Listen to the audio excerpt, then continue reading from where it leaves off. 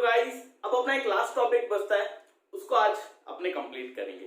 देखो, आपको आज जो पढ़ना है वो पढ़ना है सिर्फ और सिर्फ सॉल्यूशन के बारे में। सॉल्यूशन क्या होता है, यानी विलियन क्या होता है, तो हम इसी की बात करेंगे कि भाई साहब what is the meaning of solution, विलियन का मतलब क्या है। देखो, सॉल्यूशन का सिंपली मतलब क्या है, अगर मेरे पास एक बीकर में पानी है और मैंने उसमें 3-4 चम्मच क्या डाल दी, शुगर डाल दी, चीनी डाल दी। जब शुगर उसमें पूरी डिसॉल्व हो जाएगी, डाइसॉल्यूट का जो प्रोसेस है वो कंप्लीट होगा, यानी घुलने की जब प्रक्रिया संपूर्ण होगी, तो अब क्या बनेगा, पानी मीठा बन जाएगा ना। तो वो मेरे लिए क्या है, सॉल्यूशन एक मेरे लिए क्या है, विलियन है। अब यहां पर जो आपने चीनी यूज ली है उसको अपने एक नाम देंगे, और जो वाटर आपने यूज लिया है उसको भी अपने एक नाम देंगे। यानी जो चीज किसी चीज में घुल रही है, जो चीज किसी चीज में घुल रही है उसको तो अपने बोलते हैं सॉल्यूट, और वो चीज जिसमें कोई चीज घुल रही है उसे अपने क्या बोलते हैं, सॉल्वेंट, यानी विलायक। इसे बोलेंगे विलय, इसे बोलेंगे विलायक। इसका मतलब कि भाई साहब जो शुगर थी वो तो होगी अपनी सॉल्यूट, जिसे हम बोलते हैं हिंदी में विलय। इस शुगर को आपने किसमें डिसॉल्व किया, वाटर में, तो ये वाटर आपके लिए क्या बना है, सॉल्वेंट, यानी विलायक। जब शुगर वाटर में पूरी डिसॉल्व होगी तो क्या बनेगा, स्वीट वाटर बनेगा, उसे अपने क्या बोलेंगे, वही अपना क्या है, सॉल्यूशन है।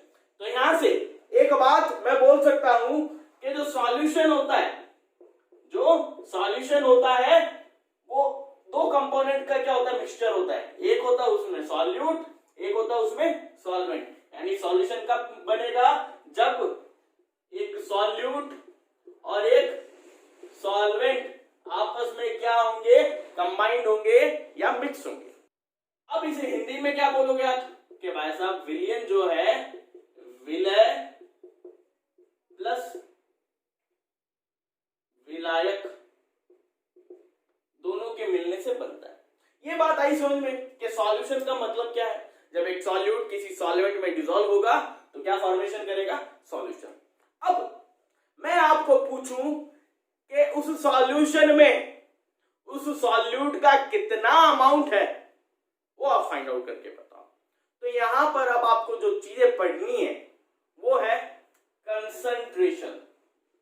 क्या है, कंसंट्रेशन, यानी जो सॉल्यूशंस बनेंगे, चाहे आप नमक डालो पानी में, चाहे आप चीनी डालो, चाहे आप कुछ भी डालो, समझ गए ना, सॉल्यूशन कोई भी हो सकता है।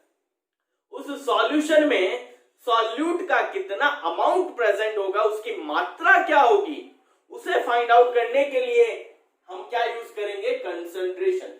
तो यहां कंसंट्रेशन का मीनिंग समझो। कंसंट्रेशन क्या कहता है, कंसंट्रेशन का मीनिंग ही क्या है कि किसी सॉल्यूट का किसी सॉल्यूशन में कितना अमाउंट है वही उसका क्या होगा, कंसंट्रेशन होगा। हिंदी में इसे बोलते हैं सांद्रता। किसी विलय का किसी विलियन में कितनी मात्रा है वही क्या है, उसकी कंसंट्रेशन है। अब यहां पर जो सॉल्यूशन होंगे उनकी कंसंट्रेशन हम आपको जो इस चैप्टर में पढ़ना है 11th क्लास में, वो 4 तरीकों से फाइंड आउट करनी है। वैसे तो खूब तरीके होते हैं, 12th क्लास में आएगा, बट अभी इस चैप्टर में आपको 4 तरीके ध्यान रखने हैं। पहला जो तरीका है वो आपको पढ़ना है मास परसेंट। क्या पढ़ना है, द्रव्यमान प्रतिशत या भार प्रतिशत, वेट परसेंट भी बोलते हैं इसे। Second one is mole fraction, इसे बोलते हैं मोल भिन्न या मोल अंश हिंदी में।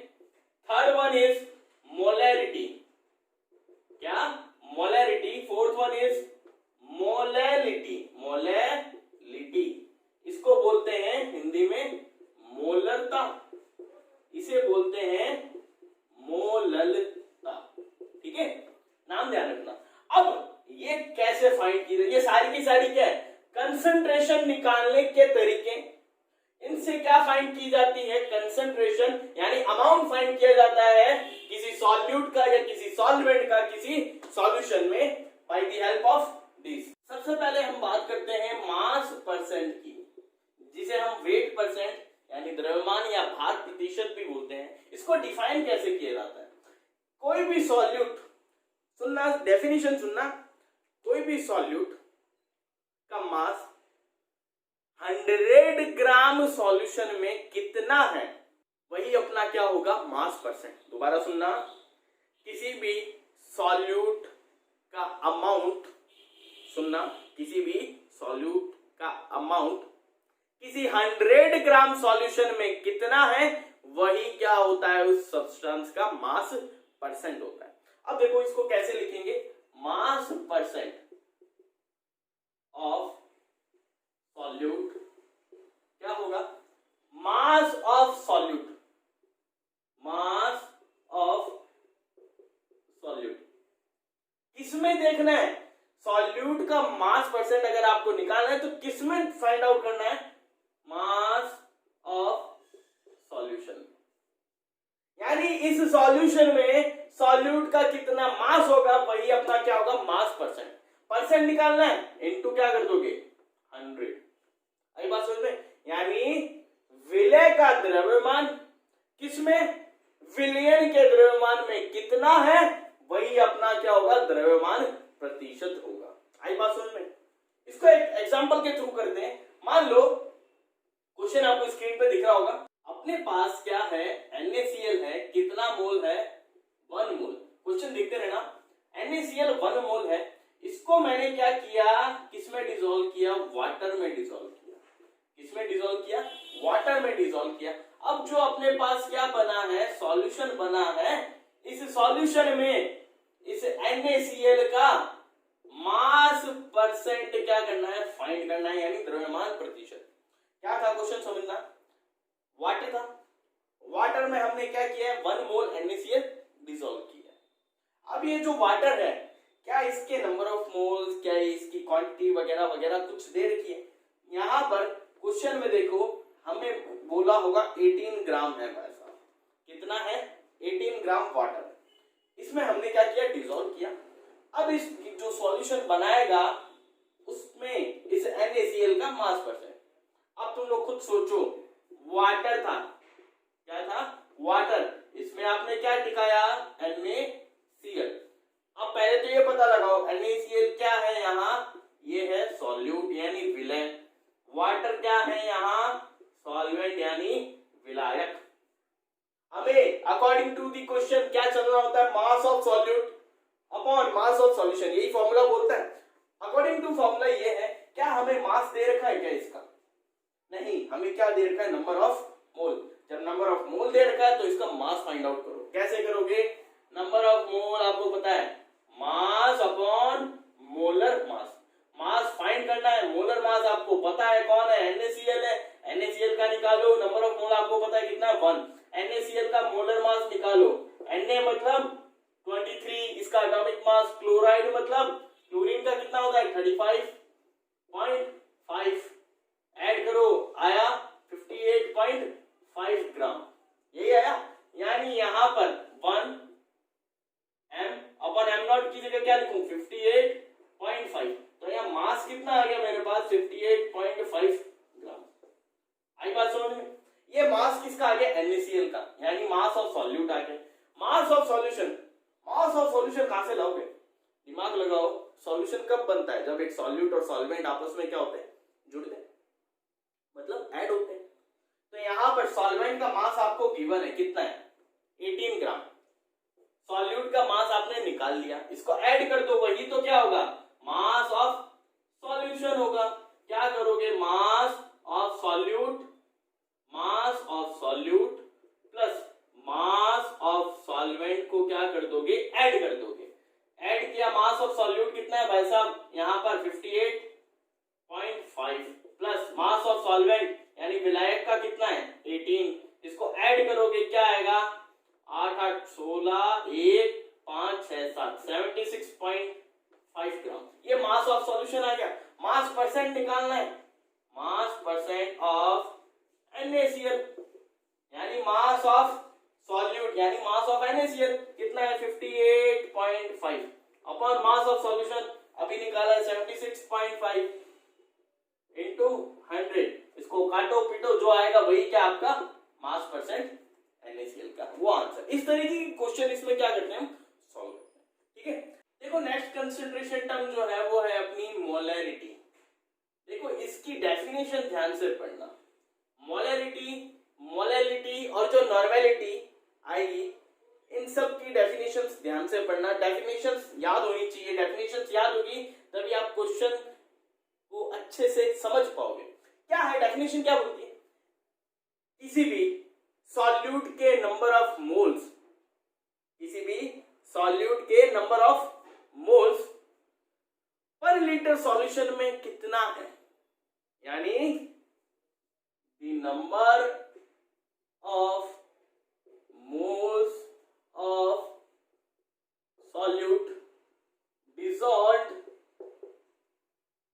in per liter of solution। Molarity का मतलब ही क्या है?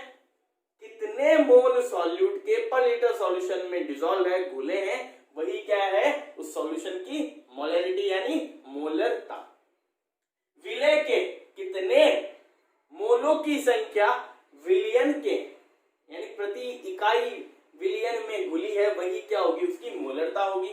अब फॉर्मूला क्या बनेगा? मोलैरिटी को मैं शो कर रहा हूं ml से या सिर्फ m से कर देते हैं। मोलैरिटी मतलब सिर्फ m, इसको डिफाइन करोगे तो कैसे, यानी फॉर्मूला क्या बनेगा? Number of moles of solute, तो यहाँ क्या नंबर ऑफ मोल्स को हम क्या लिखते हैं? स्मॉल n सॉल्यूट लिख दूं, ये n सॉल्यूट डिसॉल्व्ड इन पर लीटर ऑफ सॉल्यूशन। पर लीटर, लीटर किसको शो करता है? लीटर शो करता है वॉल्यूम को यानी आयतन को, यही होता है। तो यहां पर क्या लिखूंगा? VL। VL का मतलब क्या है? यहाँ VL का मतलब है वॉल्यूम ऑफ द सॉल्यूशन। ठीक है, इसको मैं और भी लिख सकता हूं, मॉडिफाई कैसे करूं? नंबर ऑफ मोल्स हमें पता है, मास अपॉन मोलर मास, तो यहाँ क्या लिख दूं? Mass of solute upon molar mass of solute into volume of the solution. एक फॉर्मूला ये भी हो सकता है। एक दूसरा फॉर्मूला और याद रखना जो मैं भी लिखवा रहा हूं। अगर आपको जो वॉल्यूम है वो ml में दिया हो, किसमें दे रखा हो? मिलीलीटर में दे रखा हो, तो आप क्या करोगे? सिंपली यहां पर इसी को मैं मॉडिफाई कर दूं, यहां m solute upon m not into VL, यहां क्या कर दोगे? 1000 का सिंपली मल्टीप्लाई कर दोगे। इसकी जो यूनिट होती है किसकी? मोलैरिटी की, वो क्या होती है? यहां लिख दूं यूनिट ऑफ m मोल पर लीटर। अब आप कहोगे ये कहां से आया? तो भाई साहब यहां देखो ना, number of moles per litre, यही तो यूनिट होगी, मोल पर लीटर। ठीक है, ये हुआ मोलैरिटी का। यहीं पर जो अगली कंसंट्रेशन टर्म है मोलैलिटी, वही समझे तो क्या होगी? जो तीसरी कंसंट्रेशन टर्म है वो यहीं अगर समझे ताकि आपको डिफरेंशिएट कर सको आप। मोलैलिटी ये क्या बोलती है? ये क्या बोल रहा है? देखो, the number of moles of solute dissolved in पर लीटर ऑफ सॉल्यूशन, सॉल्यूशन के अंदर कितना है। लेकिन ये डेफिनेशन क्या बोलेगी? ये मोलैलिटी क्या बोलती है? अगर आपको किसी सॉल्यूशन की concentration in terms of molality, मोललता में निकालनी हो, तो ये डेफिनेशन क्या बोलेगी? The number of moles of solute dissolved in per 1000 ग्राम और 1 kg ऑफ सॉल्वेंट। भाई साहब चेंज होगी डेफिनेशन। ये बोल रहा था सॉल्यूशन के अंदर कितना है, ये बोल रहा है सॉल्वेंट में कितना है, वही क्या होगा उस सॉल्यूशन का मोलैलिटी यानी मोललता। बस ये फर्क है और कुछ फर्क नहीं। फॉर्मूला देखो, इसको मैं डिनोट कर दूं ml से, इसको अपने m से किया था, इसको ml से कर दूं, क्या बनेगा? Number of moles of solute, ये सॉल्यूट भाई साहब यानी विलय के मोल, अपॉन मास ऑफ क्या आएगा? सॉल्वेंट, ये क्या है? मास ही है, तो क्या आएगा? मास ऑफ सॉल्वेंट क्या लिखूं मैं? W लिख दूं क्या बड़ा, या सिंपली इसको m ऑफ सॉल्वेंट, जैसे आपकी इच्छा। अब फॉर्मूला इसको और घुमाओ, कैसे बनेगा? Mass of solute upon molar mass of solute into mass of solvent. एक ठीक, ये फॉर्मूला। अगर वही जो सॉल्वेंट का मास है वो आपको किस में दिया हो भाई साहब, ग्राम में दिया हो, तो आप क्या करोगे, सिंपली 1000 का मल्टीप्लाई करवा दोगे यहीं पर। अगर ग्राम में गिवन है तो ये फॉर्मूला यूज करोगे। आई बात समझ में? अब इसके दो न्यूमेरिकल देख लेते हैं। अब यहां देखो मैंने जो क्वेश्चन बनाए भाई साहब, अगर मेरे पास कोई सॉल्यूशन है जिसका वॉल्यूम कितना है 450 ml है, अगर इस सॉल्यूशन में मैंने NaOH डाला कितना ग्राम, 4 ग्राम, तो ये जो सॉल्यूशन है इसकी मोलरिटी यानी मोलरता मुझे फाइंड करनी है। क्या? मोलरता। दूसरा क्वेश्चन क्या है, वही 4 ग्राम NaOH अगर मैंने 36 ग्राम पानी में डाला, तो यहां पर देखो, यहां वॉल्यूम गिवन था सॉल्यूशन का, बट यहां सॉल्वेंट का क्या गिवन है, मास। तो ऑब्वियस सी बात है यहाँ कौन सी कंसंट्रेशन टर्म निकलेगी, मोलरिटी। तो हमें क्या फाइंड करनी है यहाँ पर, मोलरिटी यानी मोललता। मोललता आई बात समझ में? यहाँ मास ऑफ सॉल्वेंट गिवन है, यहाँ वॉल्यूम ऑफ सॉल्यूशन गिवन है। कैसे फाइंड आउट करोगे, सिंपली फॉर्मूला लगाओ। मोलरिटी का क्या है, moles of solute upon volume of solution. Volume देखो किस में गिवन है, ml में गिवन है, सिंपली पहले ही क्या कर दूं मैं, 1000 का मल्टीप्लाई। अब number of moles of solute given है क्या, नहीं, मास गिवन है, मास गिवन है, तो क्या निकालोगे भाई साहब, number of moles of solute निकालोगे। कैसे निकालोगे, नंबर ऑफ मोल्स क्या होता है, मास अपॉन मोलर मास होता है। तो यहां से मास गिवन है मेरे को कितना, 4 ग्राम, मोलर मास इसका निकालो, फाइंड आउट करो, वो आएगा आपके पास 40।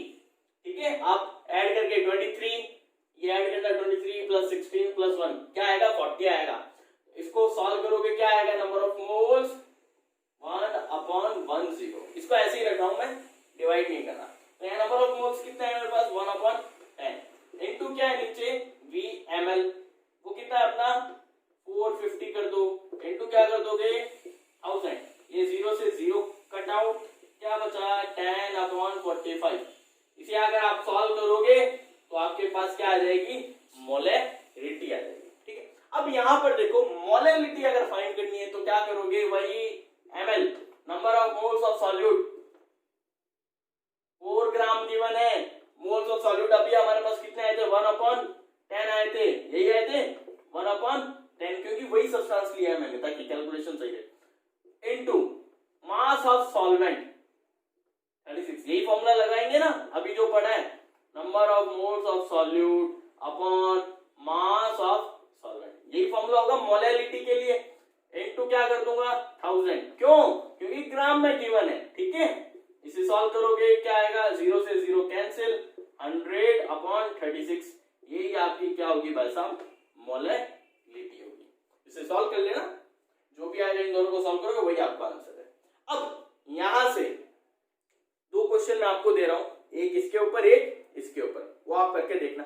अब एक लास्ट कंसंट्रेशन टर्म जिसे हम क्या बोलते हैं, मोल फ्रैक्शन यानी मोल अंश या मोल भिन्न, इसका मतलब क्या है, ये कैसे फाइंड आउट करते हैं। देखो मोल फ्रैक्शन मतलब क्या है, किसी भी कंपोनेंट का, चाहे वो सॉल्यूट हो चाहे वो सॉल्वेंट हो, उसका हिस्सा उस सॉल्यूशन में कितना है वही क्या है, उसका मोल फ्रैक्शन है। कैसे फाइंड आउट करोगे, देखो इसको अगर मैं डिफाइन करूं तो कैसे होता है, किसी भी कंपोनेंट का नंबर ऑफ मोल्स किसके कंपैरिजन में, उस सॉल्यूशन के नंबर ऑफ मोल्स के कंपैरिजन में। देखो क्या हुआ, it is the ratio of number of moles of any component to the number of, या मैं टू दी टोटल बोल दूं तो ज्यादा बेटर है, total number of moles of solution. Solution में टोटल जितने नंबर ऑफ मोल्स है, अब सॉल्यूशन में टोटल क्या होगा, सॉल्यूट प्लस सॉल्वेंट, ऑब्वियस सी बात है। कैसे फाइंड आउट करोगे, इसे हम डिनोट करते हैं एक्स से भाई साहब, किससे, एक्स से। अगर मैं आपको पूछूं किसी सॉल्यूशन में सॉल्यूट का कितना मोल फ्रैक्शन है, तो आप कैसे बताओगे, जिस कंपोनेंट का, चाहे वो सॉल्यूट हो चाहे सॉल्वेंट हो, जिसका मोल फ्रैक्शन आपको निकालना है उसका नंबर ऑफ मोल्स आप क्या रखोगे, ऊपर रखोगे, यानी number of moles of solute upon total number of moles of क्या रखना है, solution. Total number of moles of solution का मतलब क्या है, number of moles of solute plus number of moles of solvent. Simple सी कहानी है। यही मैं पूछूं सॉल्वेंट का मोल फ्रैक्शन कैसे करोगे, number of moles of solvent upon number of moles of solute plus number of moles of solvent, simply. अब एक बात ध्यान रखना, किसी भी सॉल्यूशन में जो मोल फ्रैक्शन होता है, जो क्या होता है, मोल फ्रैक्शन होता है, वो किसका होता है, सॉल्यूट का और सॉल्वेंट का। इनको अगर सम अप करूं, यानी किसी सॉल्यूशन के लिए x solute plus x solvent को जोड़कर देखूं तो इसका सम हमेशा क्या होना चाहिए, 1 के इक्वल होना चाहिए, यानी x solute plus x solvent always equals to 1। ये बात ध्यान रखनी है आपको। सॉल्यूट और सॉल्वेंट मिलकर के क्या बनाते हैं, अपने आप में 100% सॉल्यूशन बनाते हैं ना, तो वो वही बात बता रहा है कि सॉल्यूट और सॉल्वेंट का जो मोल फ्रैक्शन का सम होता है वो हमेशा किसके इक्वल होता है, 1। ये बात एक ध्यान रखनी है, ठीक है। अब अपनी एक कंसंट्रेशन टर्म, बहुत इंपॉर्टेंट टर्म बचती है, नॉर्मेलिटी, जिसे हम नेक्स्ट लेक्चर में